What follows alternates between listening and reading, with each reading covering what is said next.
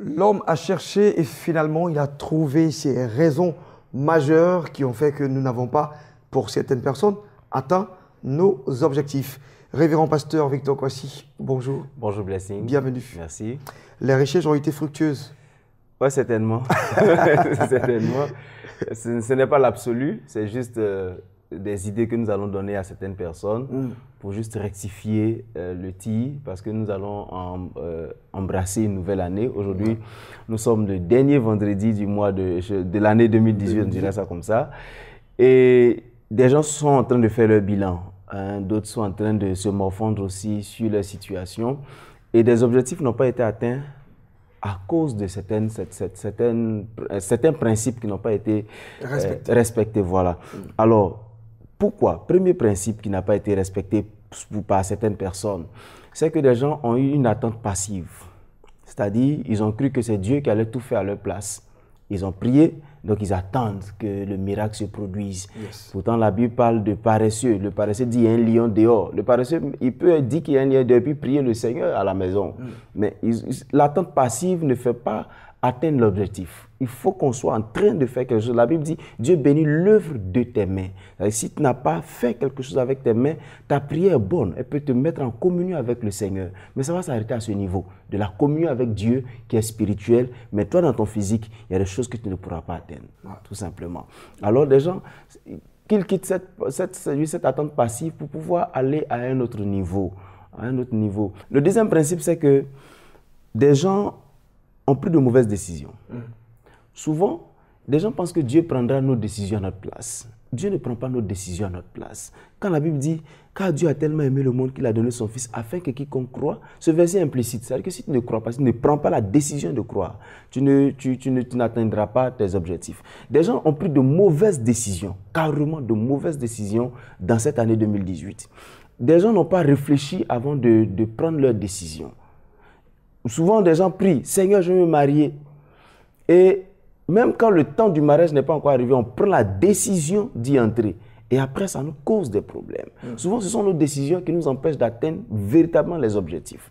Parce que, mon ami, il y a des choses dans lesquelles Dieu nous laisse la réflexion. La Bible dit, au-delà de tout ce que nous cherchons l'intelligence. Parce qu'avec l'intelligence, on peut aller plus loin que ce qu'on imagine. Des gens ont pris de mauvaises décisions.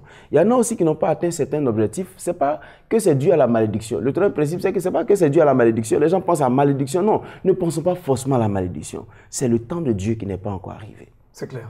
Parce que 2018 n'est pas forcément le temps dans lequel Dieu est limité. Dieu n'est pas limité par les appellations, par les dates, par les numéros. Non. Chacun à son tour. Merci. Chacun à son tour.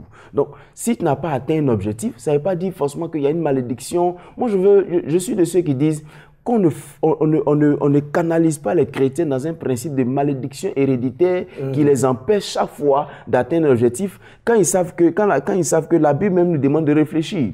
Sans réflexion, il y a des choses qu'on ne peut pas atteindre. Même si on est délivré de toutes les malédictions, si tu n'as pas l'intelligence, si tu n'as pas la sagesse, tu ne peux pas. Je dis toujours aux gens, la sagesse, c'est la connaissance des choses. L'intelligence, c'est la capacité de la mise en œuvre de la connaissance de ces choses. Il y a des gens qui n'ont pas ça.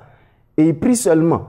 La prière est une bonne chose. Mais rectifier notre esprit, si nous ne réfléchissons pas, nous n'allons pas atteindre nos objectifs. Si Blessing n'avait pas bossé pour être ici, il ne serait pas là. Il dit toujours aux gens, nous sommes dans un monde de compétences, mais il faut des excellences. Il faut des personnes excellentes pour pouvoir aller au niveau supérieur. Alors, il faut réfléchir sur des choses. Soit ce n'est pas le temps de Dieu, donc ne vous pressez pas, parce que le temps de Dieu arrive et personne ne pourra l'arrêter. Amen.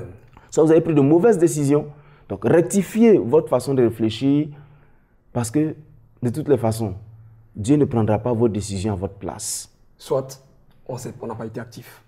Voilà. Ou malheureusement, on n'a pas été actif.